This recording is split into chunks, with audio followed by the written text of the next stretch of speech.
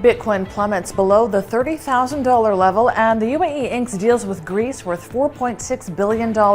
You're watching the Daily Brief with Forbes. I'm Ramia Farrage. Bitcoin slumped below $30,000 for the first time since July 2021 today, as cryptos track sinking markets, with investors spooked by aggressive U.S. monetary tightening and surging inflation. The world's largest crypto by market value extended a recent collapse in price as investors desert assets that are viewed as risky.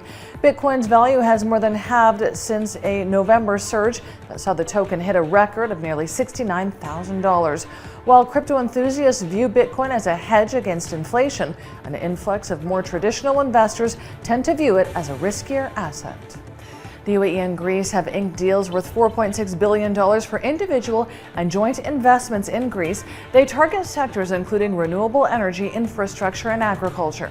The Hellenic Development Bank and Abu Dhabi Sovereign Wealth Fund ADQ signed a $4.23 billion agreement to fund investments in the Greek economy across different sectors, and a further $422.67 million co-investment agreement with Abu Dhabi's Mubadala will include VC and private equity investments in top-tier Greek funds that are focused on promising sectors. Saudi Airways might be profitable months ahead of its original forecast of returning to profitability by 2024. Officials say travel has returned to 83% of pre-pandemic levels. The carrier expects to receive the first 73 jet order in December after delays at both Boeing and Airbus. And Saudi says there are yet to be announced additional orders also in the pipeline for this year. Saudi Arabia hopes to attract 70 million tourists this year, up from 62 million last year. Saudi real estate developer Rittal Urban Development says it intends to float on Saudi Stock Exchange to support its growth in the domestic market. Rittal says the Capital Market Authority has approved its application for an IPO of 12 million ordinary shares, comprising 30% of its share capital. S&B Capital is the sole financial advisor, lead manager, and book runner on the IPO. Rittal aims to capitalize on Saudi's rising housing demand and government initiatives aimed at increasing homeownership among nationals. Oman saw a budget surplus of $927.3 million in Q1, driven by a more than 70% rise in oil revenue as output and prices soared. Officials say this quarter's surplus is compared with a deficit of $1.95 billion for the same period last year.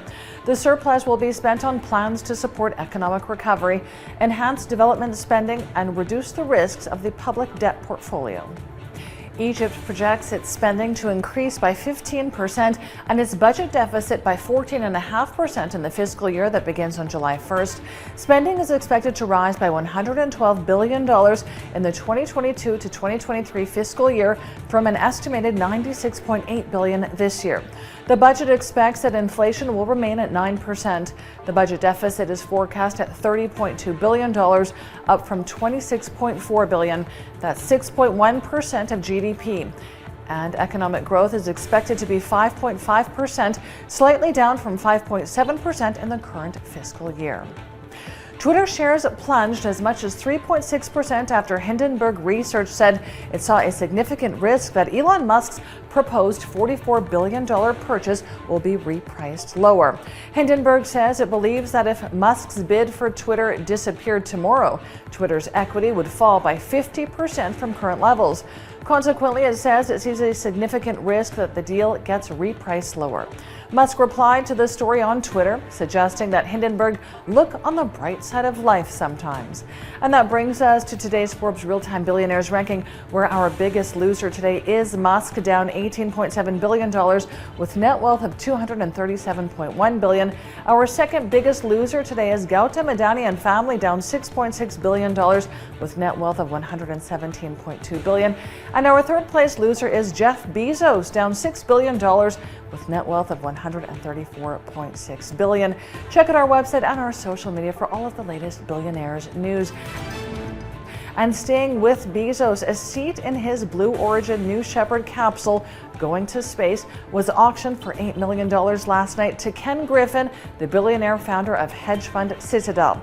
The proceeds went to the Robin Hood Foundation. Griffin will donate the spot to a school teacher.